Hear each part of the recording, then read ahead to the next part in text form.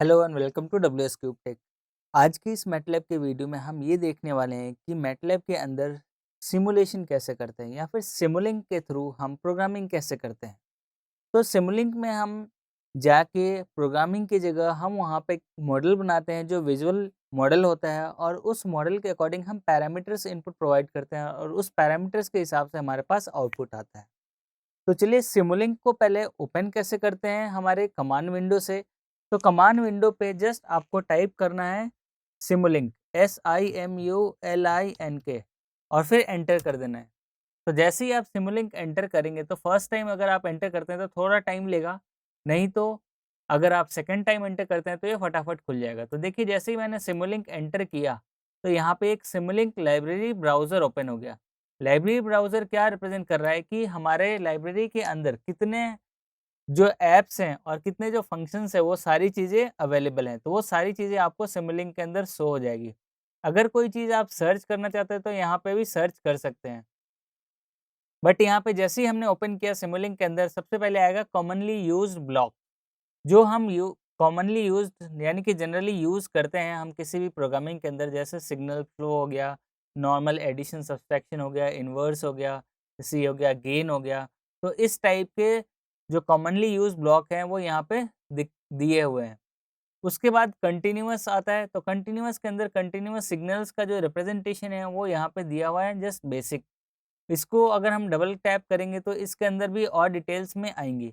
लेकिन अभी हम इंट्रोडक्शन के अंदर सिर्फ ये देख रहे हैं कि कौन-कौन सी चीज़ें दी हुई हैं, और फिर हम फर्स्ट प्रोग्राम करेंगे जिसके अंदर हम बेसिक एक सिग्नल लेंगे और इस सिग्नल को शो करके देखेंगे स्कोप के ऊपर। तो ये देखिए डैशबोर्ड के अंदर डैशबोर्ड किस टाइप से होना चाहिए, तो डैशबोर्ड के अंदर हमारे पास दिया हुआ है linear Gauss, half Gauss, Gauss या क्वार्टर गॉस, फिर rocker switch, rotary switch, slider switch and toggle switch. तो ये सारे ऑपरेशंस हम यूज़ कर सकते हैं क्योंकि ये जब सिमुलिंक हम बात करते हैं तो सिमुलिंक एक विजुअलाइजेशन प्रोग्रामिंग है जिसके अंदर हम क्या करेंगे कि हमारे पास सिर्फ ब्लॉक डायग्राम दिखेगा और ब्लॉक के अंदर हम जो ऑपरेशन परफॉर्म करना चाहते हैं वो ऑपरेशन परफॉर्म कर सकते हैं। और जो प्रोग्रामिंग होती है इसकी वो इंटरनली होती है ब्लॉक के पैरामीटर्स के हिसाब से। तो चलिए यहाँ पे देख लेते हैं और कौन-कौन से ब्लॉक्स हैं। यहाँ पे देखिए डिसकंटिन्यूटीज़ हैं, डिस्क्रीट हैं, लॉजिकल एंड बिट ऑपरेटर्स है, लुकअप टेबल्स है, मैथ ऑपरेशंस हैं। तो ऑलमोस्ट सारे ऑपरेशंस हैं। जो जनरल हम फर्स्ट प्रोग्राम में बात करेंगे इसके अंदर वो हम सोर्स एंड सिंक की बात करेंगे। सोर्स यानी कि जो जनरेट कर रहा है, यहाँ पे देखिए सोर्सेस दिख जाएँगे आपको, और सिंक जहाँ पे हमारा आउटपुट खत्म हो जाता है। सोर्स यानी कि जहाँ पे हमारा इनपुट स्टार्ट हो रहा है, और सिंक यानी कि जहाँ पे आउटपुट खत्म हो रहा है। उसी तरीके से हम इसके अंदर और भी देख सकते हैं कौन-कौन से ब्लॉक्स अवेलेबल हैं। तो जो-जो ब्लॉक्स आप मैटलैब के इंस्टॉलेशन टाइम पे इंस्टॉल करेंगे वो सारे ब्लॉक्स या टूल बॉक्सेस आपको यहाँ पे दिख जाएँगे। सपोज़ एरोस्पेस ब्लॉक सेट है, कम्युनिकेशन सिस्टम टूल बॉक्स है, communication system tool box with hardware support. उसके अलावा computer vision system tool box है, कंट्रोल सिस्टम टूल बॉक्स है, डीएसपी है, फज़ी लॉजिक है, एम्बेडेड कोडर है। तो ये सारे जितने भी अगर मैटलैब के टाइम पे आपने इंस्टॉल किए हैं फीचर्स, वो सारे फीचर्स यहाँ पे शो हो जाएँगे। अगर आप एडिशनल फीचर्स इंस्टॉल करते हैं वो भी यहाँ पे शो हो जाएँगे। तो चलिए हम स्टार्ट करते हैं इसके अंदर कि हम इसके अंदर प्रोग्रामिंग कैसे करते हैं या सिमुलेशन कैसे करते हैं। तो उसके लिए हम यहाँ पे देखिए प्लस बटन बना हुआ है, तो यहाँ पे इसको लिखा हुआ है न्यू मॉडल। तो हम इसके अंदर हम मॉडल फाइल खोलते हैं। तो यहाँ पे क्लिक करेंगे और यहाँ पे एंटर करेंगे न्यू मॉडल। तो जस्ट माउस को प्रेस कीजिए यहाँ पे, तो यहाँ पे मॉडल खुल जाएगा। तो यहाँ पे देखिए अनटाइटल्ड सिमुलिंक लिखा हुआ है क्योंकि ये सिमुलिंक मॉड्यूलेटर है। इसकी जो फाइल सेव होती है वो .mdl यानी मॉडल फाइल से सेव होती है। तो चलिए मैं इसको अभी बताऊँगा। सबसे पहले देख लेते हैं कि हम इस मॉडल फाइल के अंदर हम वैल्यूज़ को कैसे लेके आते हैं या फिर ब्लॉक्स को कैसे लेके आते हैं। तो यहाँ पे आपको कुछ भी नहीं दिखेगा। इसके अंदर इस मॉडल फाइल के अंदर आपको यहाँ पे देखिए ये लाइब्रेरी ब्राउज़र दिखेगा। लाइब्रेरी ब्राउज़र के अंदर आप क्लिक करेंगे तो आप वापस चले जाएँगे सिमुलिंक लाइब्रेरी ब्राउज़र के अंदर। यहाँ से आपको इन सारे ब्लॉक्स में से जो आपका यूज़ है उसको ऐड करेंगे या फिर ड्रैग एंड ड्रॉप करेंगे। तो चलिए मैं यहाँ पे दोनों मेथड बता देता हूँ। सबसे पहले मैं एक सोर्स लेता हूँ सोर्स मेरे पास सपोज़ मैं साइन वेव लेना चाहता हूँ, तो यहाँ देखिए साइन वेव ये आ रहा है, ये आ गया नीचे। तो इसके 2 तरीके हैं इस ब्लॉक में ऐड करने के लिए। ये देखिए हमारे पास ये ब्लॉक है, जो नया खोला है और ये हमारे पास सिमुलिंक ब्राउज़र है। सिमुलिंक ब्राउज़र के अंदर से हम ब्लॉक्स को उठा के हम अपने मॉडल फ़ाइल में डालेंगे। तो ये हमारे पास अनटाइटल्ड है अभी, चलिए पहले इसको सेव कर देते हैं। तो जैसे ही सेव पे क्लिक करेंगे, ये अनटाइटल्ड नाम आ रहा है, तो हम यहाँ पे ले रहे हैं S1 के नाम से सेव कर देते हैं। तो ये हमने S1 के नाम से सेव कर दिया। अब इसके अंदर हम ब्लॉक्स को ड्रैग एंड ड्रॉप करते हैं। तो यहाँ पे देखिए साइन को मैंने पकड़ लिया लेफ्ट क्लिक से, और इसको जब तक नहीं छोड़ेंगे जब तक कि ये हमारे मॉडल फाइल में नहीं चला जाता, और इसको छोड़ देंगे तो यहाँ पे ये ऐड हो गया। या फिर दूसरा तरीका है, आप यहाँ पे राइट क्लिक करें और ऐड टू मॉडल S1, यानी जो आपने नाम दिया है वहाँ पे आपका नाम आ जाएगा। तो यहाँ पे हमने क्या किया कि just add to block S1 किया, तो देखिए ये दूसरा यहाँ पे ऐड होके आ गया। तो आप दोनों मेथड से एडिशन परफॉर्म कर सकते हैं, कौन सा ब्लॉक आपको उठा के आपके मॉडल के अंदर चाहिए। तो आप दोनों ड्रैग एंड ड्रॉप या फिर आप माउस के हेल्प से भी कर सकते हैं। अब हमें इसको क्या करना है, हमने सोर्स तो ले लिया साइन वेव, अब हम एक को डिलीट कर देते हैं। तो डिलीट करने के लिए राइट क्लिक करके आप डिलीट कर सकते हैं, या फिर आप डायरेक्टली डिलीट कीबोर्ड से कर सकते हैं। तो जस्ट मैंने एक डिलीट कर दिया। अब मुझे सिंक चाहिए, क्योंकि अगर मैं इसको रन करूँगा तो रन करने के लिए हमारे पास यहाँ पे देखिए एक प्ले बटन दिया हुआ है, ये रन के लिए है। तो जैसे ही मैं रन करूँगा, ये रन तो हो जाएगा, लेकिन हमारे पास कुछ ना कुछ वार्निंग आएगी। तो यहाँ पे देखिए 2 वार्निंग आ रहा है, तो वार्निंग आपको यहाँ पे कहीं शो नहीं होगा, ना कमांड विंडो पे, ना आपको इस मॉडल के अंदर, क्योंकि ये वार्निंग है। एरर आता तो शो हो जाता, तो यहाँ पे आपको क्लिक करना पड़ेगा। क्लिक करते ही आपको शो हो जाएगा कि क्या एरर है। तो बोला है output port 1 of S1 sine wave is not connected, यानी कि हमने सिर्फ अभी ब्लॉक उठाया और रन कर दिया। रन करने के बाद ये आउटपुट कहीं नहीं जा रहा, तो ये एरर दे दिया। एरर क्या है कि आपका कनेक्टेड नहीं है, यानी कि हमारा जो आउटपुट है इसका वो कनेक्टेड नहीं है। तो चलिए इसको कनेक्ट करते हैं। कनेक्ट करने के लिए हम साइनसॉइडल वेव है, तो हम इसकी वेवफॉर्म को चेक करना चाहेंगे। तो वेवफॉर्म चेक करने के लिए वापस सिमुलिंक ब्राउज़र पे जाएँगे, वापस सिमुलिंक ब्राउज़र पे जाएँगे और सिंक के अंदर जाएँगे। ये देखिए सिंक के अंदर हमारे पास क्या है कि स्कोप है। स्कोप क्या है? एक ऑसिलोस्कोप है जो वर्चुअल स्कोप दिया हुआ है। आप इस पे वेवफॉर्म देख सकते हैं। तो यहाँ पे इसको मैं ऐड कर देता हूँ ब्लॉक S1 के अंदर, तो जस्ट ऐड हो गया। अब इसके अंदर देखिए ये आउटपुट का एरो है और ये हमारा इनपुट का एरो है। तो आप जब भी सामने लेके जाएँगे ये ऑटोमेटिकली कनेक्शन का सिंबल दिखाएगा, बट कनेक्ट आपको खुद करना पड़ेगा। तो कनेक्ट करने के लिए जैसे ही आउटपुट टर्मिनल पे लेके जाएँगे तो यहाँ पे प्लस बटन बना हुआ आ जाएगा।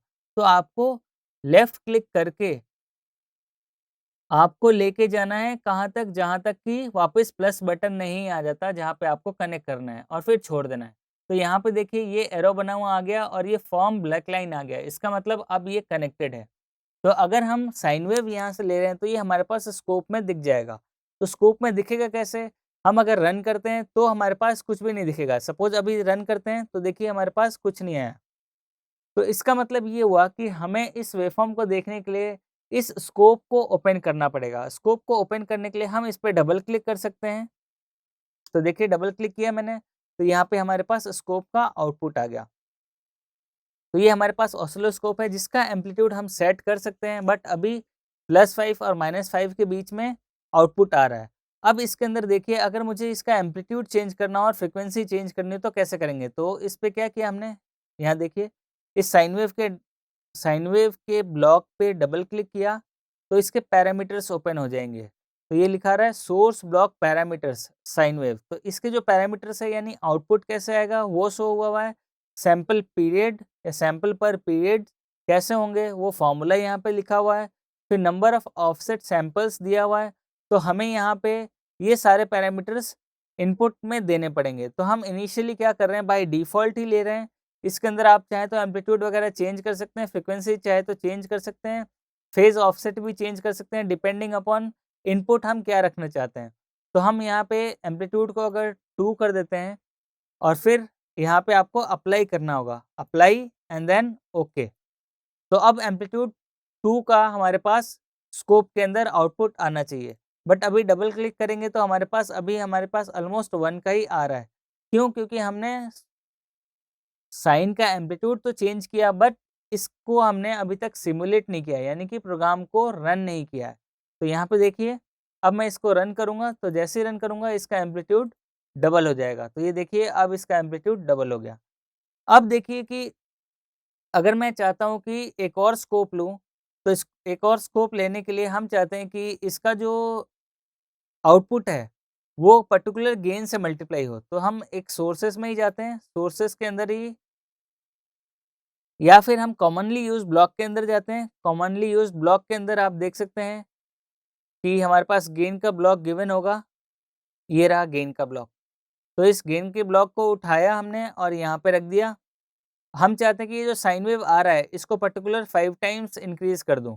तो इसको देखिए यहाँ से, अब यहाँ पे देखिए कनेक्शन के भी कुछ रूल्स हैं। जहाँ पे आपका टर्मिनल ओपन है, वहाँ से स्टार्ट होगा क्लोज़ टर्मिनल पे। ऐसा नहीं है कि मैं यहाँ कहीं से उठा के और इसमें कनेक्ट कर दूँ। यहाँ पे कोई सिंबल ही नहीं आएगा आपको कि आप यहाँ से इसको उठा के और इसमें कनेक्ट कर लें।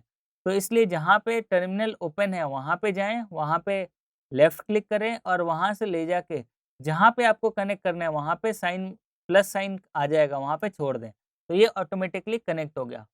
अब मुझे इस गेन के अंदर वैल्यू चेंज करना हो, तो इसके पैरामीटर को चेंज करने के लिए हम इस पे डबल क्लिक करेंगे। तो यहाँ पे देखिए डबल क्लिक किया तो इसका गेन बाय डिफ़ॉल्ट 1 दे रखा है। मैं इसका गेन अगर 4 कर देता हूँ, तो मेरा जो वेवफ़ॉर्म है वो जो साइन वेव है, अगर एम्पलीट्यूड इसका 1 था तो ये 4 हो जाएगा, अगर 2 था तो ये इसका एम्पलीट्यूड अब 8 होके आएगा। तो चलिए मैं इसको अप्लाई और ओके कर देता हूँ। तो इसका गेन 4 हो गया। लेकिन अब हमें इसको इसी स्कोप में शो करना है, यानी एक ही के अंदर शो करना है। ये देखिए, तो ये बड़ा और छोटा भी कर सकते हैं आप अपने अकॉर्डिंग। तो मैं अभी एक ही टर्मिनल है यहाँ पे, मैं इसमें चाहता हूँ कि ये जो साइन वेव आ रहा है ये तो शो हुई, उसके अलावा जो गेन के साथ हमने मल्टीप्लाई किया वेवफ़ॉर्म को, वो भी यहाँ पे शो हो। तो उसके लिए इसके पैरामीटर्स, यानी ऑसिलोस्कोप के पैरामीटर्स को चेंज करना पड़ेगा। उसके लिए हम इस पे डबल क्लिक करेंगे, तो ये हमारे पास वेवफ़ॉर्म दिख रहा है जो पहले वाला है। अब यहाँ पे देखिए, यहाँ पे एक प्रिंट बटन है और एक हमारे पास पैरामीटर्स है। तो पैरामीटर्स के अंदर हम क्या करेंगे कि इसके एक्सेस को चेंज करेंगे। तो यहाँ देखिए, पैरामीटर्स को हमने क्लिक किया तो ये खुला जनरल, हिस्ट्री और स्टाइल टैब। इसके अंदर हम जनरल के अंदर जाएँगे और जो हमारे पास नंबर ऑफ एक्सेस है, उसको चेंज कर देंगे। नंबर ऑफ एक्सेस ये बताता है कि आप कितने आउटपुट को शो करना चाहते हैं ऑसिलोस्कोप के ऊपर। तो नंबर ऑफ एक्सेस हमारे पास अभी 1 है, तो हमारे पास जो टर्मिनल का इनपुट था, यहाँ पे देखिए ये जो टर्मिनल का इनपुट है वो 1 है। अगर मैं यहाँ पे 2 कर देता हूँ और फिर अप्लाई करता हूँ, तो नंबर ऑफ टर्मिनल्स यहाँ पे देखिएगा चेंज हो गए, 2 हो गए और यहाँ भी आपको 2 वेवफ़ॉर्म के स्पेसेस दिख गए। तो चलिए मैं इसको ओके करता हूँ। बाकी सारे डिटेल्स एज़ इट इज़ ही हैं। तो ये हमारे पास 2 टर्मिनल आ गए, 2 टर्मिनल के अंदर अगर मैं इसको कनेक्ट करता हूँ, देखिए गेन वाला टर्मिनल सेकंड पे कनेक्ट कर रहा हूँ। और फिर कनेक्ट करने के बाद अभी हमारे पास कोई आउटपुट में चेंज नहीं आया है, क्योंकि हमने अभी तक इसको रन नहीं किया है। तो चलिए मैं इसको क्लोज़ कर देता हूँ एक बार और फिर रन करता हूँ। तो जैसे ही रन करूँगा, यहाँ पे ऑसिलोस्कोप के अंदर आउटपुट आ जाना चाहिए। तो इसको मैं डबल क्लिक करता हूँ ओपन करने के लिए, तो यहाँ पे देखिए डबल क्लिक किया। डबल क्लिक करने से क्या हुआ, हमारे पास जो इनिशियल था साइन वेव, उसका एम्पलीट्यूड 2 था। तो प्लस में 2 जा रहा था और माइनस में 2 जा रहा था। इसके अंदर प्लस 4 कर दिया, तो 2 से अगर 4 टाइम्स मल्टीप्लाई किया तो एम्पलीट्यूड इसका डबल हो गया, यानी प्लस 8 और माइनस 8 आ रहा है। तो इसलिए ये क्या हुआ कि ये यहाँ से कट जा रहा है। तो इसके लिए हम क्या करेंगे, इसको जस्ट इसकी एम्पलीट्यूड को 1 कर देते हैं वापस जैसे पहले था और फिर इसको रन करते हैं ताकि आपको विजुअलाइज़ेशन दिख जाए दोनों वेवफ़ॉर्म के अंदर, और फिर इसको रन करते हैं और फिर इस पे डबल क्लिक करते हैं। तो ये देखिए, ये हमारे पास एम्पलीट्यूड 1 का वेवफ़ॉर्म था, इसको बड़ा कर लेते हैं। तो ये हमारे पास एम्पलीट्यूड 1 का वेवफ़ॉर्म था, यहाँ पे देख सकते हैं आप +1 और -1। तो जो एम्पलीट्यूड वैल्यू हम इनपुट दे रहे हैं ब्लॉक के अंदर, वो पीक टू पीक वैल्यू है, यानी +1 से -1 चेंज हो रहा है। सिमिलरली हमारे पास जो हम ब्लॉक के अंदर जो वैल्यूज़ दे रहे हैं, वो हमारे पास मैक्सिमम एम्पलीट्यूड का वैल्यू है। पीक टू पीक वैल्यू हमारा ऑलमोस्ट डबल हो जाता है उसका। तो अगर हम एम्पलीट्यूड 1 दे रहे हैं, तो यहाँ पे इसका जो पीक टू पीक वैल्यू होगा वो 2 वोल्ट होगा। तो यहाँ +1 और -1 में चेंज हो रहा है। तो यहाँ पे देखिए, और जैसे ही हमने उसको गेन 4 से मल्टीप्लाई किया था, तो ये 4 टाइम्स एम्पलीट्यूड इंक्रीज़ हो गया पॉजिटिव में as well as 4 times negative के अंदर। है वही वेव फॉर्म, बट इसका गेन है वो जस्ट 4 टाइम्स मल्टीप्लाई हो चुका है। तो ये जस्ट बेसिक मॉडल है जिसके थ्रू हम विजुअलाइजेशन प्रोग्रामिंग कर सकते हैं, या इसको बोलते हैं सिमुलिंक प्रोग्रामिंग। तो मैटलैब के अंदर हम इजीली ब्लॉक्स हमें आइडेंटिफाई होने चाहिए, उसके पैरामीटर्स हमें आइडेंटिफाई होने चाहिए कि हमें कौन से ऑपरेशंस परफॉर्म करने हैं। उसके बाद हमें इनपुट पैरामीटर्स, इसके पैरामीटर्स को इस ब्लॉक के अंदर जाके चेंज करना होगा, उसके हिसाब से हम आउटपुट चेंज कर सकते हैं। अब ये हमारे पास जो स्कोप है ये वर्चुअल है, तो वर्चुअल में जनरली जो नॉर्मल स्कोप होता है, फिजिकल स्कोप, उसके अंदर हम 2 इनपुट चेक कर सकते हैं, या ज़्यादा से ज़्यादा 4 इनपुट चेक कर सकते हैं अगर हमारे पास फैसिलिटीज़ हो तो।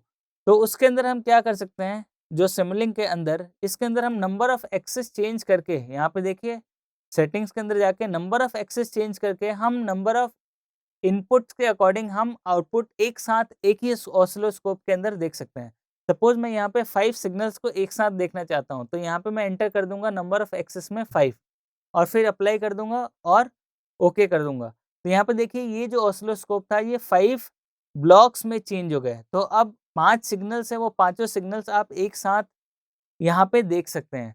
और इस जो ओरिजिनल है, ओरिजिनल के अंदर क्या चेंज हुआ ब्लॉक के अंदर, वो हमारे पास 5 इनपुट के लिए ब्लॉक बने हुए हैं आगे। तो इसको रन करेंगे अभी, तो हमारे पास सिर्फ 2 में ही इनपुट दिया हुआ है, तो 2 में ही इनपुट आएगा और हमारे पास बाकी सारे ब्लैंक रहेंगे।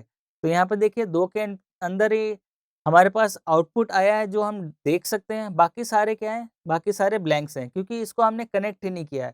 तो ये तो था हमारा बेसिक ब्लॉक्स जिसके थ्रू हम सिमुलिंक प्रोग्रामिंग कर सकते हैं। तो ये हमारा जनरल साइन वेव का जनरेशन था, जिसके थ्रू हमने देखा कि सिमुलिंक कैसे कर सकते हैं और इसका आउटपुट कैसे कर सकते हैं।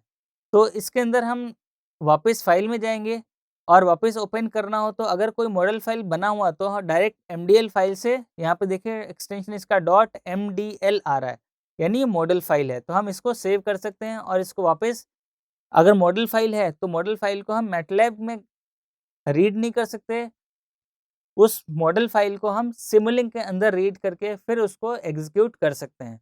चलिए इस इंट्रोडक्टरी वीडियो में इतना ही, मिलते हैं अगले वीडियो में। Thank you.